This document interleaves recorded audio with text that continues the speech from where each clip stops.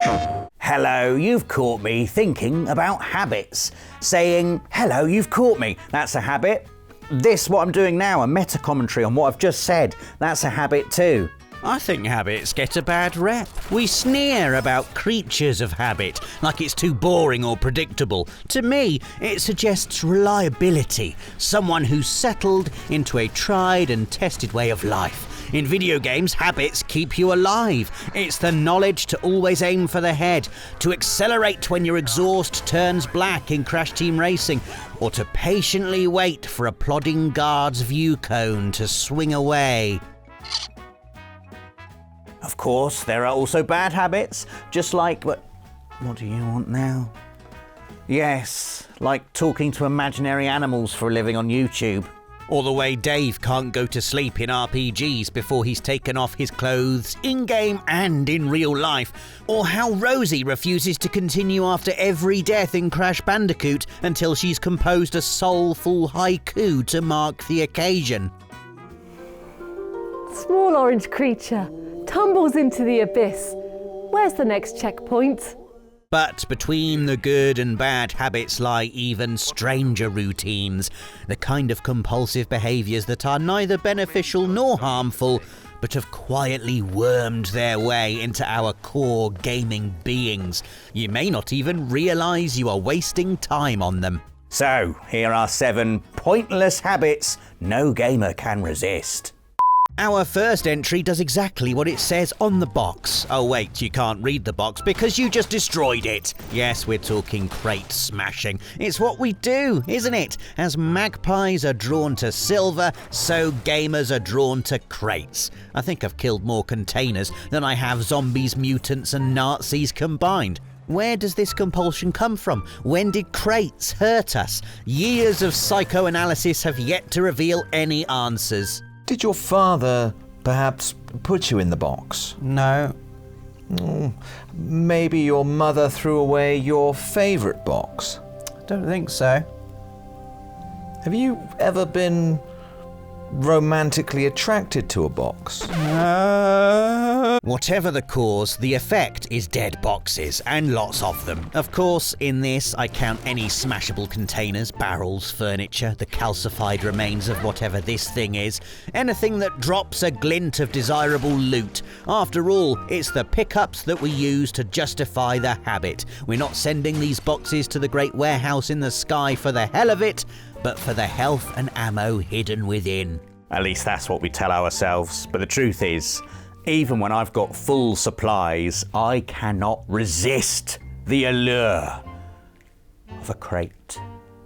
Just sitting in the corner, minding its own business. Final Fantasy VII Remake, for example, may paint Shinra as the planet-destroying villains, but the one bit of the planet they won't be destroying is the boxes, because me and Barrett got there first. Or there's Diablo 4, the story of a warrior out to bring down an infernal succubus by smashing her precious collection of flimsy woodcraft. And what is Dark Souls, if not a game where you get good as boxes repeatedly get smashed? It's the only thing in Dark Souls I can actually beat. Entry 2 is something I always do, saving my game twice in a row, just in case I didn't do it the first time. It's not the strangest saving behaviour, that would be Dave, somehow spreading his Final Fantasy VII saves randomly across all 10 slots. But double saving is still a good old-fashioned compulsion I can't quite shake. That desire to double-check the save comes from the same part of the brain that goes haywire as soon as you, start a long drive on a family holiday. Did I upload my Final Fantasy VII Rebirth save to the cloud? Did I put down enough Watsits to last Rosie for the weekend? Did I remember to bundle all my family members into the car? We forgot Dulcin! I'd say it's less a habit, more of a safety net. Your progress in a game is too important to leave to chance. I know it makes no sense, but double saving the game just helps reassure me that it's definitely been saved. If you want something done properly, do it twice. I know it makes no sense, but double saving the game just helps reassure me that it's definitely been saved. If you want something done properly, do it twice. Right. I've definitely made that point.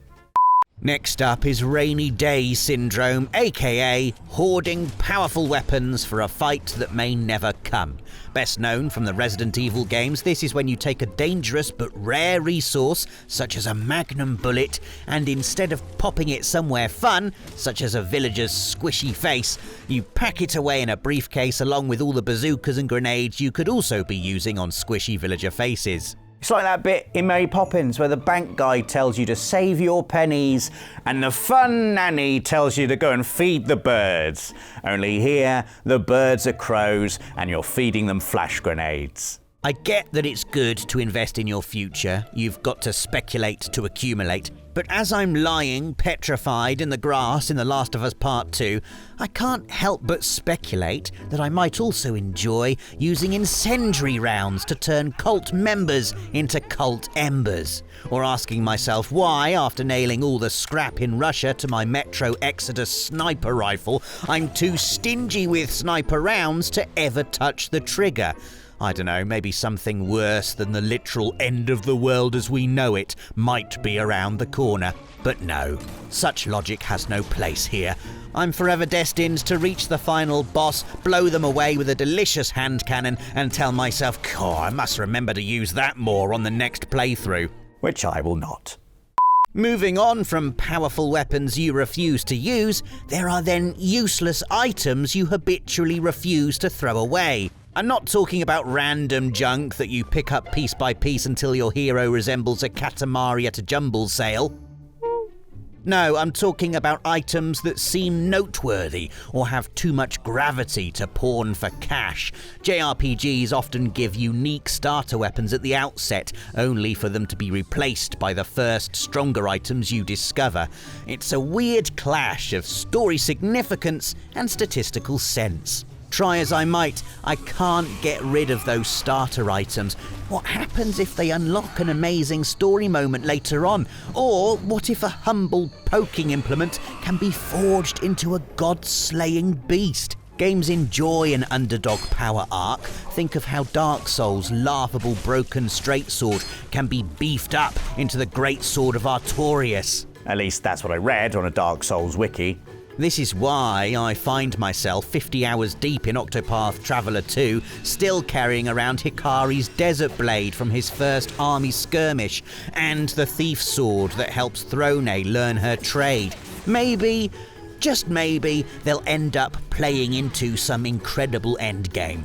And if they don't, well then I'll just throw them in with all the random junk I've been picking up along the way as well. Another habit we are helpless to resist is trying to fully explore a map without accidentally triggering the next part of the story. Dave here is wrestling with it right now. He's got a classic case of crossroad face. It's the expression you pull when exploring a dungeon or a cave network or any Metroidvania map and come across a split in the road. You're suddenly plunged into indecision. Which route is the critical path? The one that might lead into a cutscene and cut you off from the treasures you could have been collecting along the non-critical path. Maybe you open the map and try and get a sense of what could lead where. Is there enough room in either direction for a big boss arena? This is particularly lethal in Metroidvanias, where the uncovered map often looks super simple, but actually hides some snaking nightmare trail to the destination. And if the map's no help, you're forced into Dave's patented corridor shuffle, edging a little bit down corridor 1, getting a feel for it, and then scarpering back to edge down corridor 2. Has one corridor got more dead-end energy than the other? Maybe the music changes to a more ominous key, or you hear the deep breathing of a boss lying in wait. And it's crucial that you do uncover the whole dungeon, because pointless dead ends are prime locations for pointless crate smashing. See entry number 1. Pointless habit number 6. When I return to a social area in an RPG to talk to a companion, I then have to find every companion, just in case I miss a new line of dialogue. Whether it's Mass Effect's Normandy, Dragon Age Inquisition's Skyhold, the base in Horizon Forbidden West, whatever the location, I'm there running a friendship marathon. Does Gareth still like me? Am I missing Val and Zoe's banter? Does weird egg boy Solus need a hug? In my head, I'm just a dedicated line manager, completely unaware that I'm coming across as the clingiest weirdo since GTA 4's Dwayne. Oh, no, Dwayne, I don't want to go bowling. We just went bowling 2 hours ago. God. Is it really my fault that I can't give my virtual colleagues a moment's peace? I've been trained by years of video games to do everything to 100%, to max out every meter, collect every last mystical doodad. It's got to the point where I stop seeing these companions as people and start treating them as content nodules to be drained of every last interaction. What do you mean that's how the audience sees me on this channel? At least I've got dialogue. What makes this habit infuriating is the size of the places these friends hang out. Okay, Baldur's Gate 3 has the good grace to gather companions around a small fire. Very easy to make the rounds. But at the other end of the scale is Skyhold, a castle so flippin' massive you get your daily 10,000 steps just by making the trip to see if Iron Bull wants a pint. And why on earth is Mass Effect still using slow elevators in 2183? Think how much shoe leather you could save with instant messaging. Thanks for bringing me on board, Commander. If I could banish one gaming habit, it would be the cloying tendency towards doing the right thing.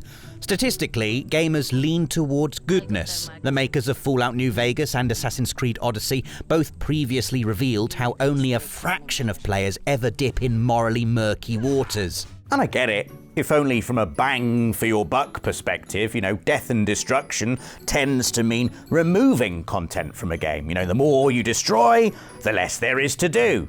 But the act of kindness I wish I could resist is a smaller one. It's when quest givers offer a reward and you say no because it feels like the heroic thing to do. You don't owe us anything. You were in need. We helped. Why do we do it? Why turn down money we've worked hard for and that these thankful NPCs are happy to hand over? What invisible audience are we trying to impress with this act of altruism? Because inevitably it goes sour. Yes, there's that initial warm glow of satisfaction. Oh, thank you so much for slaying the Bogman of Boggington. We've scraped together our yearly savings to reward you, kind master. Keep your gold, humble bog dweller. 'Twas my pleasure. But that smug sense of self-satisfaction only lasts until you meet the next shopkeeper. What'll it be, hero? I would buy your finest restorative oil so I may wash the blood of the bogman from my blade. Ah, well, that'll come to precisely the annual savings of a bog dweller. Ah, why can't we just change our minds and go back to the original quest giver? So, about that gold you offered me earlier. Oh, after your act of generosity, we were able to spend the gold on an orphanage for the victims of the bogman. Yeah, I'm gonna need you to cancel that, I'm afraid. And on that weirdly bleak note, we reach the end of this list of 7 pointless habits no gamer can resist. Or is it just me who can't resist them? I'm sure you'll let me know in the comments. You seem the sort to do that. Why not share your own ridiculous habits and give this video a like if any of it connected with you. Subscribe to PlayStation Access and hit the notification bell for more videos like this every Friday at 4 PM. I'm off to smash more crates. Bye! PlayStation